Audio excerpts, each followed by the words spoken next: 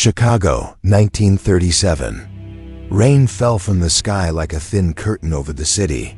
The flickering light of gas lamps reflected in the puddles on the streets, turning them into tiny shards of mirror. Each mirror reflected a different face, a different sin.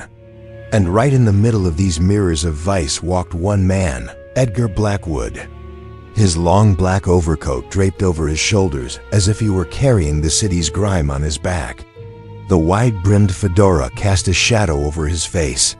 His eyes were sharp but tired alert, yet weighed down by all they had seen. A few days' stubble framed his jaw, a silhouette blurred behind the smoke of his cigarette. Blackwood was no ordinary detective. Once a police officer, he had been too honest for his own good. He refused bribes and poked into cases that his superiors wanted buried. Most of his colleagues were promoted. He was shown the door. Now he was an independent private detective accountable to no one, but always walking the razor's edge of danger. He had his methods. Tracking cigarette ashes like spores, noticing fingerprints on glass rims with his eyes alone. Detecting lies not from voices, but from the silences between words. Sitting in the city's rundown bars, listening more than speaking. In Chicago, everyone talks, but no one tells the truth. Blackwood's office was in an abandoned building of a former insurance company. Dusty files filled the room. A single lamp cast long shadows across every corner. On his desk sat an old typewriter, a half-empty bottle of whiskey, and a yellowed newspaper clipping pinned to the wall. Young Officer Crack's smuggling ring. His name wasn't mentioned. He liked it that way. Fame wasn't important. The truth was. But what set him apart wasn't just his past, it was his perspective. Chicago wasn't a crime map to him, it was a living organism. Streets were veins, people were blood, and the police and mob were the two powers pumping its heart. Blackwood moved through the city's veins like a virus, entering the wrong places, exposing filth. And sometimes, that filth clung to him. He often muttered to himself, "Justice doesn't exist. There's only a little less filth." Still, he never gave up. Whenever he saw an innocent caught in the web, he would forget all his weariness and anger, doing everything in his power to protect them. Perhaps that's why he was still alive, because guarding even the smallest sparks of innocence kept him going. That night, walking in the rain, he opened his notebook. A new case awaited him. A pianist had gone missing from the Blue Lantern Jazz Club. Many people disappeared in the city, but the scent of this case was different. Edgar Blackwood was about to listen to the new note in the city's filthy melody.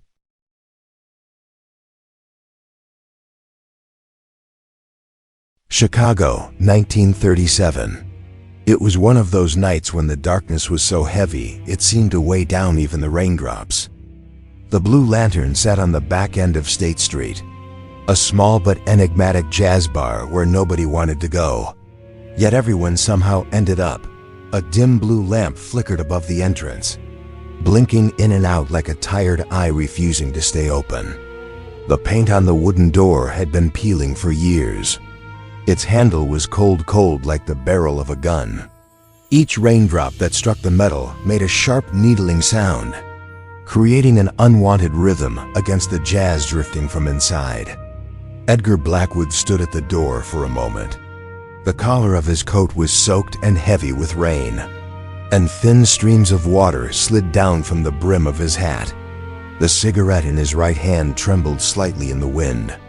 Its smoke mixed with the dark fabric of his coat and drifted up like a wandering ghost. He exhaled. To Edgar, Chicago was not just a city. It was a violin playing endlessly inside his mind. Sometimes mournful, sometimes angry, sometimes quiet as a held breath. And even when he thought it stopped, it kept playing somewhere deep within him. When he pushed the door open, a wave of dry warmth hit his face. The interior was dim. Yellow bulbs flickered like restless spirits forced to keep glowing long after their time had come. The air held a dense mixture of old wood, cheap whiskey, heavy cigarette smoke, and the stale dampness of the stage rarely cleaned. A jazz trio played in the corner. The bass pushed its slow rhythm, the piano sprinkled somber notes across the room, and the saxophone groaned like it was answering the city's distant uproar. In Chicago, everything spoke. Stray dogs, rusty pipes in alley walls, neon signs dying and relighting. But jazz carried the words none of them could say. Edgar walked toward the bar. His wet shoes thudded against the wooden floor. The bartender, a broad-shouldered man with gray hair and a tired face, lifted his head. Caught in the rain again, Blackwood. Chicago loves me. It never leaves me alone. Whiskey? Black Label. No ice, as always. While the bartender poured the drink, Edgar scanned the room. Most tables were empty, no couples. No drunks spoiling for a fight, just the night, and the sins it desperately tried to hide. Edgar lifted the glass. The whiskey glowed like a golden wound beneath the faint light. There was a time when I believed I saw things clearly. Faces, intentions, lies. But in Chicago you learn fast. Everyone wears a mask. The ones who don't are either fools or in a hurry to die. He took a sip. The burn in his throat didn't silence the violin inside him. Its melody stayed the same. Quiet, mournful. A woman sitting alone several tables away caught his attention. Her black dress blended almost perfectly with the shadows of her booth. Only her red lipstick and her blue eyes, reflecting the dim light, set her apart. She wasn't looking at him. Yet she seemed aware of everything. Every whisper, every movement, every trembling shadow. For a brief second, the violin inside Edgar went silent. Then it began again. Sharper, higher. The bartender whispered, New face. Been coming here for 3 nights. Drinks alone. Speaks to no one. In Chicago, nobody drinks alone for 3 nights straight. Not unless they've got something to hide. The bar door creaked open. A cold wind swept in, along with the smell of rain and the distant wail of a police siren. For a moment, even the jazz seemed to lose its footing. Edgar turned his head, but no one was there. Had the door opened by itself? Or had someone thought of coming in and changed their mind at the last second? Something's going to happen tonight. This violin doesn't play for nothing. The atmosphere inside the Blue Lantern was growing heavier by the minute. The smoke above the bar had thickened into a thin layer of haze clinging just beneath the ceiling. Edgar Blackwood took one last sip of his whiskey. Then a faint, sharp scent reached his nose. Not cigarette smoke, not the old wood soaked into the walls over decades. Blood. Very faint, very fresh. Edgar frowned when he noticed the tiny red dot hidden beneath his whiskey glass. When he lifted the glass, the mark revealed itself instantly. They tried to clean it, but rushed it. He leaned down beside the table. He saw it clearly. The scrape of a chair dragged back in panic, the smudge of a shoe sliding across the floor, and a lingering echo of struggle still hanging in the bar's wooden bones. This was more than a fight. Edgar walked toward the stage. Billy was still at the piano, though his fingers played the notes while his mind wandered somewhere far beyond them. Edgar stopped at the edge of the spotlight, letting the shadows frame him. Billy whispered, "Don't look at me like that, Edgar. I just play music. I never wanted to be part of this." Don't tell me I'm looking at the wrong man, Billy. Those stains speak for themselves. Billy hesitated, then closed the piano lid and slid sideways on the bench. Last night, a man came in, a man with a black tie. His shadow covered half the bar.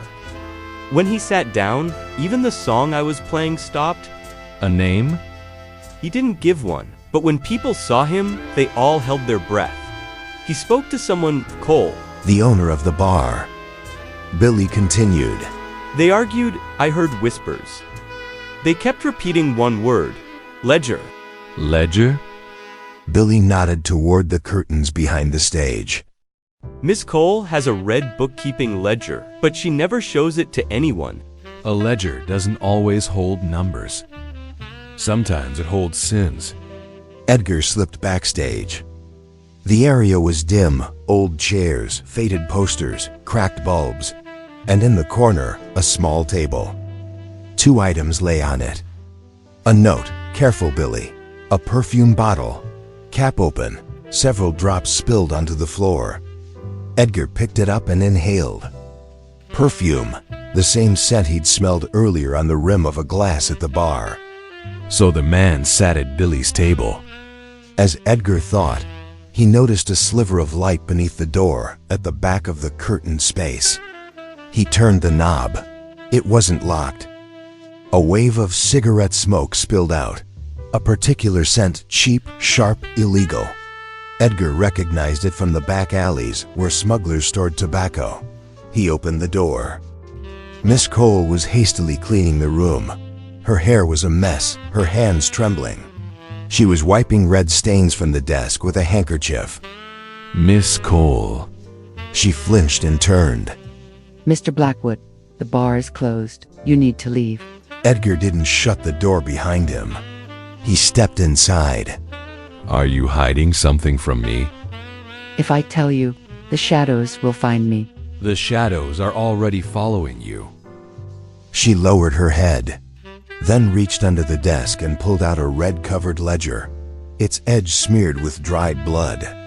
This will destroy the Blue Lantern. Edgar took the ledger. It was heavier than expected. Not like a book, like a burden. In one of the pages at the margin, he saw the name of the man with the black tie, but it had been violently scratched out. What name was written here? If I say it, I won't live through the night. Edgar closed the ledger and began piecing everything together. The blood on the table, Billy's fear, the man with the black tie, the perfume scent, the hidden ledger, the wiped-out struggle marks in the back room. Inside his head, the violin tightened into a tense chord. This isn't jealousy, or a debt, or a simple bar fight. This is something planned. A second step of a path already drawn. He headed toward the door, then paused. Miss Cole, one last question. What did the man with the black tie say last night? He said, the matter is bigger than we think. And then he added, the Blue Lantern is just the first stop. The bar fell into complete silence. Even the shadow of Jazz disappeared. Edgar lifted the collar of his coat. Well then, looks like the night's going to be a long one.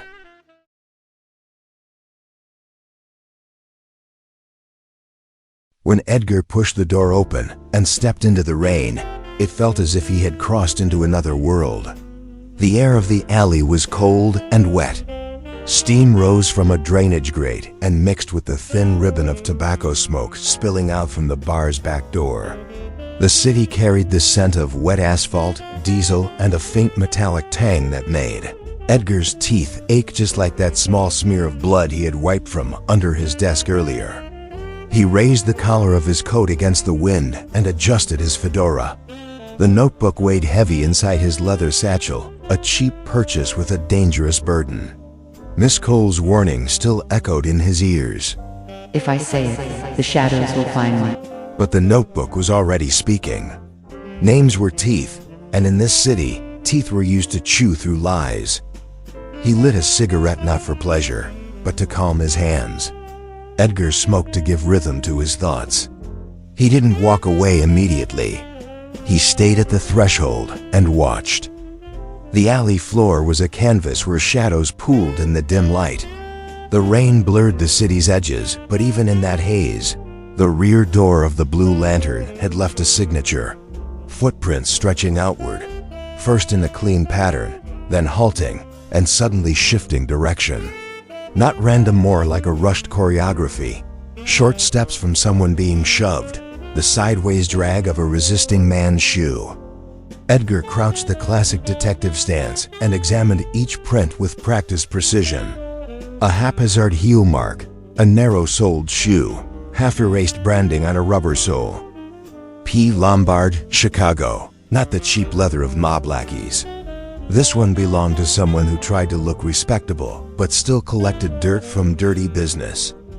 A valuable detail. He pulled out his old but faithful pocket camera and snapped a close photo of the prints. Then he opened the notebook, holding a page steady with his gloved fingers, and scribbled 3 quick notes. Prince, Lombard, diverge at 3rd Alley, Hudson Parked. Ask at Ragged Lily, the city forgot quickly. Edgar's job was to be the one who didn't. He followed the tracks at a careful distance, close enough not to lose them, far enough not to be noticed. A block away, wedged between 2 warehouse buildings, an engine idled low, threatening. A Hudson Super 6, black as spilled oil. It hid under the weak glow of a gas lamp. Mud streaks on the tires matched those from the Blue Lantern Alley. Edgar slipped into the shadows. He counted 3 silhouettes, one leaning against the hood, one by the driver's door, one pacing like an impatient Wolf. The cold air turned Edgar's breath into a faint white line. He reached inside his coat and withdrew a small, battered wireless recorder, nothing fancy. He clipped it to his lapel, angled the microphone toward the car. It was the best he could do tonight. A voice rose from the Hudson's shadow, sharp and low. Cole saw too much. Billy's cracking talking. If we have to, we remove her. You sure the notebook's missing? Miss Cole said so. But what if she lied ye? It's here, and the names in it cannot be allowed to breathe. We move tonight. The Blue Lantern was a warning. Edgar's jaw tightened. No need to engage yet. He was here to listen. A flare from a lighter briefly lit the face of the man Billy had described. The black tie figure, rain dripping down his blurred features. Edgar squinted and jotted in his notebook. Hudson, likely Moretti crew. A name was crossed out on one of the notebook's pages on the same line where a dark stain rested. Black tie man, maybe. The Blue Lantern's side door creaked open. The saxophonist slipped outside like a ghost. Thin coat, worry slumped over his shoulders. Edgar remembered the fear in his eyes on stage. Fear had a unique walk. As he passed the Hudson, the musician murmured, "The name on the list wasn't my doing." Black tie man flicked a stern hand, dismissing him. Edgar thought, People speak what they fear before they speak what they know. This one will talk later. Edgar wanted a face, a weapon print, anything solid. He crept closer, but his foot brushed against a metal trash can. Who's there? Edgar stepped from the darkness, palms open. Just taking a walk. Fine night for a Hudson. The lighter snapped shut. Recognition and threat flickered across the man's face. His hand drifted into his coat, not a weapon yet, but the intention was enough. The driver grunted. What are you, some kinda neighborhood watch? No, just an observer. Saw some footprints by the Blue Lantern. Thought maybe their owners would come back for them. You miss her. Keep walking. You saw nothing. Edgar met his stare just long enough to feel the hunger in the man's silence. Then he walked away. He didn't run. Mobsters ran, detectives didn't. He slipped into back streets, letting them believe he had left. The notebook was still a secret for now. Halfway down the street, he spotted a small piece of evidence luck of the patient. A black leather glove stuck to the wet pavement, a red thread at the wrist, the same shade as that faint blood smear on the coaster at the bar. Inside the glove, a faded monogram. SM, Sal Moretti, Miss Cole's staff, a message left on purpose. He noted all 3. As he approached the Ragged Lily, the wind carried a shout to him. A newspaper boy barking headlines. Federal agents raid St. Mary's shipping. St. Mary, a wound of a name in the notebook. Edgar paused under a street lamp and wrote St. Mary Shipping Warehouse. Cross-check with notebook pages. At the speakeasy's dark entrance, rain still dripping from his shoulders, Edgar dialed a number he used sparingly.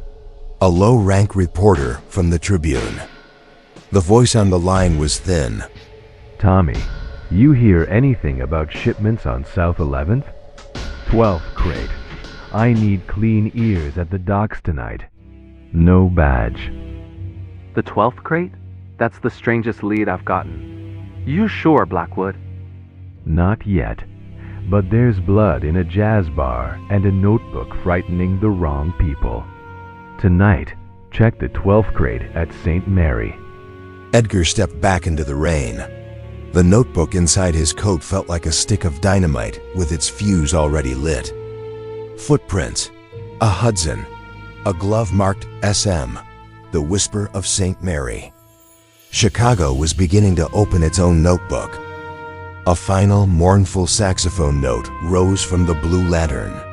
Somewhere in a warehouse office, the black-tie man was spreading out plans on a desk. Edgar now had a trail.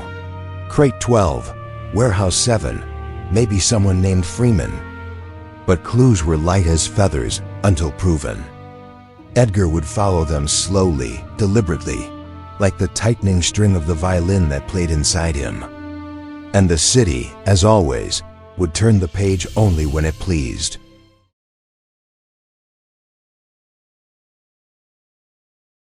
Chicago's shadow-covered harbor looked like a piece of art swallowed inside a fog-soaked painting. Cold wind blended with the crashing of waves. Rotten wooden piers trembled as if trying to hold the night's breath. A distant train screeched, tearing the silence of the docks for only a brief moment. Edgar, clutching the notebook inside his black coat, stood quietly beneath the shadow of a rusted cargo crane. This place was one of the most unseen yet most whispered corners of the city St. Mary Shipping. Most of the lights were off. Only one gas lamp burned in a faraway warehouse. Warehouse 7. Box 12. Miss Cole's trembling voice was still fresh in his mind. Edgar focused, piecing everything together. The rain had softened. Droplets fell only from the broken edges of the rooftops, tapping the metal with a steady rhythm. His boots left faint prints on the wet ground, a quiet signature written across the city. Edgar unlocked the door with a thin lockpick, making barely a sound. The darkness inside was like a giant mouth ready to swallow whoever stepped into it. The scent of mold, gasoline, and old wood hung heavily in the air. Rows of nailed-shut crates lined the place, each one holding a story of its own. He entered carefully, unsure of what he would find. Edgar didn't turn on his flashlight. Instead, he used the thin beam of moonlight slipping in through a broken window above.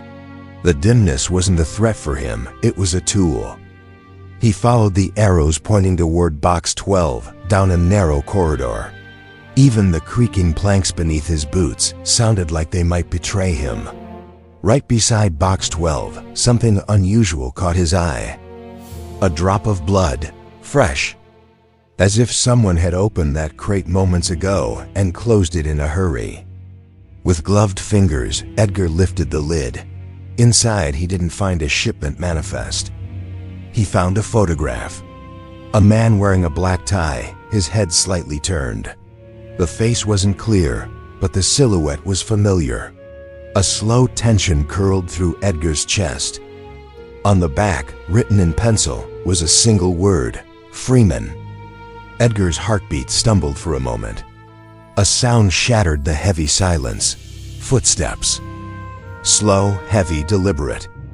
Edgar instinctively slipped into the shadows, tucking the photo into his coat. Another step. Then the flare of a lighter, a burst of orange cutting the darkness for an instant. I knew I'd see you again. You were curious back at the Blue Lantern. Curiosity His steps echoed on the wooden floor. is dangerous in our line of work. His hand slid toward his coat. Edgar bent his knees not to run, but to move. Silence tightened around them, then metal, a breath, a shifting shadow. The man's gun flashed. Edgar hurled himself to the side. The bullet ripped through the crate behind him, splinters slicing across his face. He didn't fire back. Not yet. He lived to survive, not to kill. He melted into the darkness. The warehouse became a chessboard, each crate a shield, each shadow a trap. The black-tie man walked calmly. I like you, Blackwood. He knew Edgar's name. That was worse than Edgar expected. Shame you won't get the chance to pick a side. A shot fired from the corner. The bullet tore Edgar's arm, he'd spread, blood staining his coat. Edgar clenched his jaw. His left arm was nearly useless, but the man had made a mistake. He talked. He knew Edgar's name. And that placed every piece on the board exactly where Edgar needed them. Edgar spotted a loose crane chain hanging above. The man aimed directly at his hiding place.